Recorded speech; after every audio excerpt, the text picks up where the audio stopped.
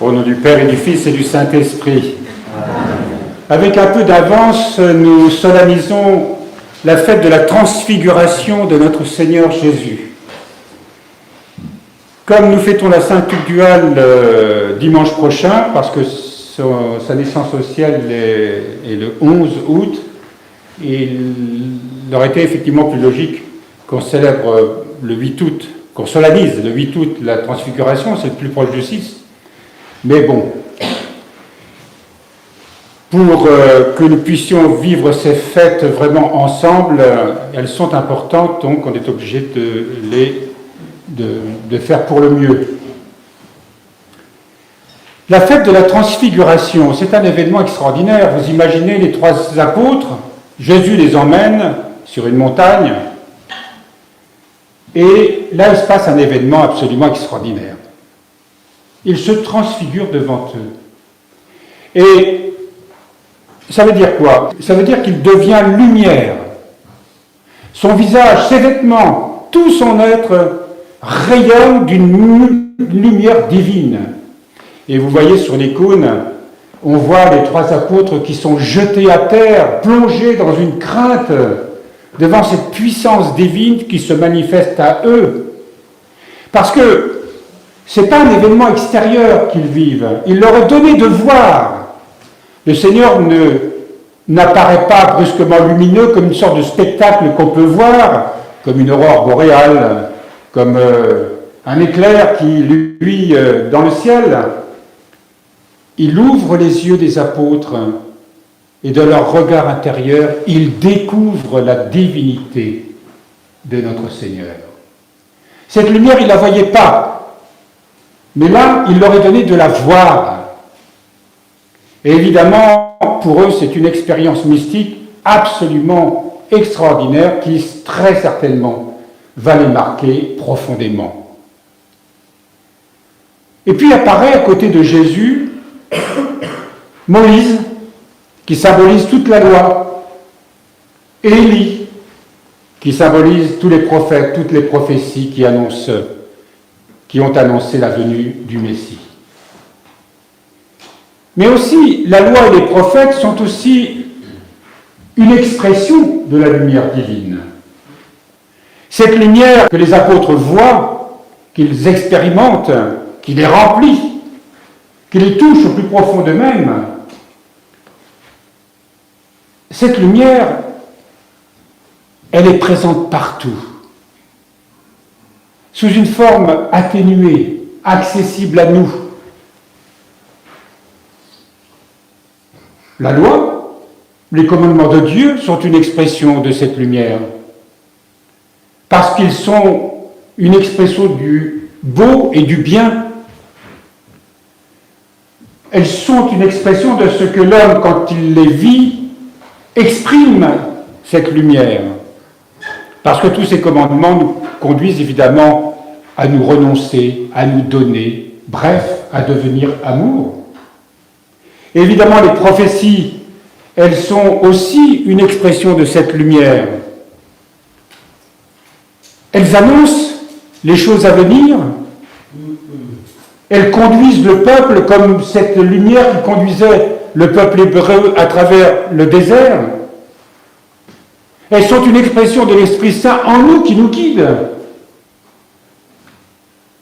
Et puis regardez autour de nous cette nature, ce soleil, tout ce qui exprime la vie, c'est aussi une expression de la lumière divine, accessible à nos yeux. Parce que tout est lumière. C'est par cette lumière que le monde a été créé. C'est par cette lumière que le monde croît, grandit, s'accomplit, va vers son achèvement qui sera, c'est la résurrection, où tout sera rempli de la lumière divine. Et puis regardez les icônes autour de nous. Voyez, dans les icônes, il n'y a pas de perspective. Quand on crée une perspective, on crée une zone d'ombre pour faire ressortir la perspective. Là, il n'y a pas du tout de perspective. Il n'y a plus qu'un visage, une scène où tout est rempli de lumière. Les icônes, avec les règles strictes, les canons qui sont donnés pour que nous puissions permettre l'expression de cette lumière, font en sorte que toutes ces icônes autour de nous sont une expression de cette lumière au sens réel du terme. Nous aimons la lumière. Nous aimons le feu le soir. Nous sommes fascinés par les flammes qui éclairent, qui réchauffent. Il y a toujours quelque chose de mystérieux. Nous l'avons vécu à la Saint-Jean. Et je vois au fond là, les scouts qui, eux aussi, connaissent les feux de camp et toutes ces soirées autour des feux de camp qui rassemblent les enfants. Et puis, nous aimons le soleil. Voyez comme nous sommes tristes quand le temps est gris. Nous aspirons à la lumière. C'est naturel en nous. Mais nous aspirons surtout à une autre lumière. Celle qui doit grandir en nous. La lumière divine. La grâce incréée, comme nos pères nous l'appellent. Cette grâce qui nous est donnée jour après jour pour qu'elle nous transforme. Parce que la lumière est au cœur de toutes les ténèbres. Elle n'efface pas les ténèbres. Elle transfigure les ténèbres. Elle transfigure tout ce qui est sombre. Elle transfigure tout ce qui est grossier. Et Dieu a donné à l'homme de prendre conscience par son intelligence, par son libre arbitre, par sa liberté, de prendre conscience de tout ce qui est ténèbres en lui, tout ce qui est sombre en lui, tout ce qui n'est pas habité par la lumière en lui. Et chaque fois et c'est les béatitudes qui nous le disent, chaque fois que nous prenons conscience d'un mal qui est en nous, d'un péché qui est en nous, péché veut dire que ce n'est pas centré vers la source du cœur, que ce n'est pas ciblé sur la source de la lumière, que ce n'est pas orienté vers la lumière, mais plutôt vers la satisfaction de soi. C'est ça le sens du péché. Et lorsque nous prenons conscience que nous sommes dans l'égoïsme, dans l'égocentrisme, dans la satisfaction de soi, nous prenons conscience que nous faisons mal à nous-mêmes, aux autres, à la vie tout entière. Et alors là, nous nous tournons vers le Seigneur. Et le Seigneur, dès qu'un cœur humble se tourne vers lui, manifeste sa lumière, c'est-à-dire son amour, sa grâce, sa vie. Et voilà que cette pauvreté, voilà que cette chose ténébreuse en nous se transfigure, se transforme, devient belle, devient noble. De mauvaise qu'elle était, elle devient lumineuse, elle devient amour, elle se donne. Tout a été créé par l'amour. Tout a été créé pour l'amour. Pour que l'amour, dans la lumière divine telle que le Seigneur l'a montré à ses apôtres, puisse s'accomplir en tout et pour tout. Mais ce monde auquel nous sommes totalement liés ne pourra pas grandir vers la lumière sans nous. Parce qu'il est donné à l'homme, justement par cette conscience spirituelle, de faire grandir la lumière en lui et par conséquent dans l'ensemble du vivant. Tout ce que nous faisons dans la vie, que ce soit au jardin, que ce soit dans sa maison, que ce soit au travail, que ce soit dans la relation avec nos proches, avec nos amis, etc., si nous le faisons avec la conscience de cet amour qui est en nous, de ce Dieu d'amour qui est en nous, sans nous en rendre compte, il y a un processus de transmutation qui s'opère, de transfiguration qui s'opère. Et c'est de cela dont le monde a besoin. Imaginons des scientifiques habités par l'amour de Dieu,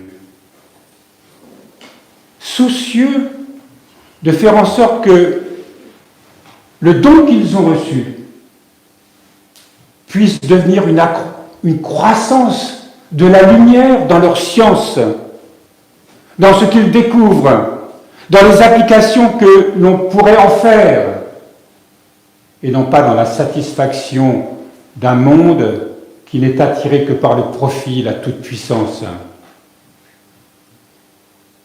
C'est la vocation aussi de tous les artistes. Nous parlions de l'icône précédemment, mais tous les arts plastiques, la musique, etc.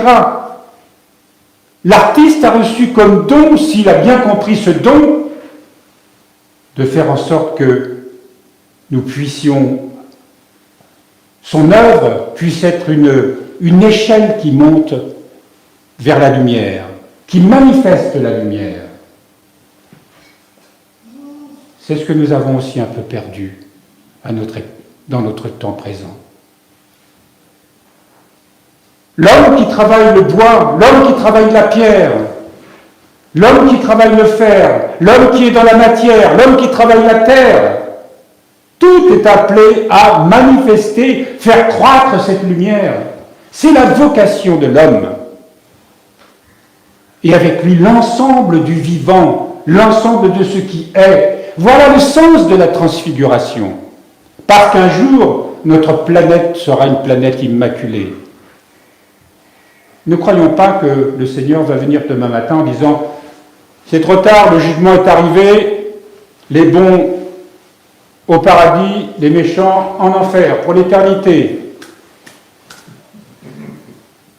Et non, le Seigneur nous appelle tous à œuvrer, à embrasser ce monde tel qu'il est, à l'aimer, non pas dans ses œuvres, mais à aimer toute l'humanité de ce monde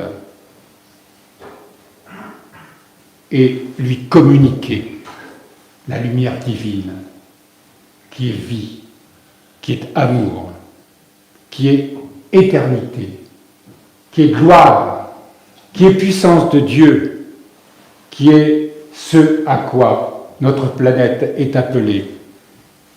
Et il nous a été donné d'œuvrer avec le Christ pour que cette planète devienne, comme nous l'avons dit, réalisée, qu'elle devienne immaculée, qu'elle devienne lumière pour l'éternité.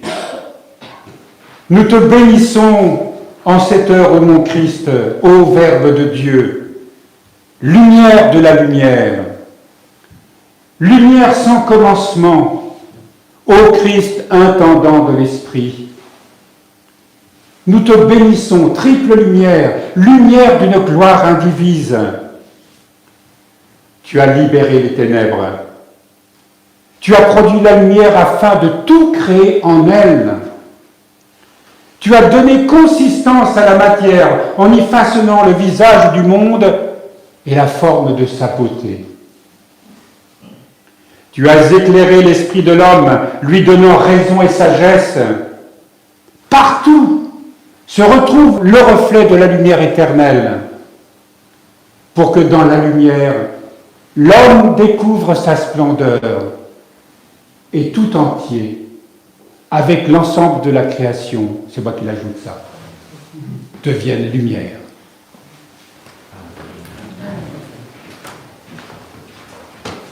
Il y a quelques-uns qui ont dit Amen, ça aurait été bien que tout le monde le dise. Tout devient lumière. Amen.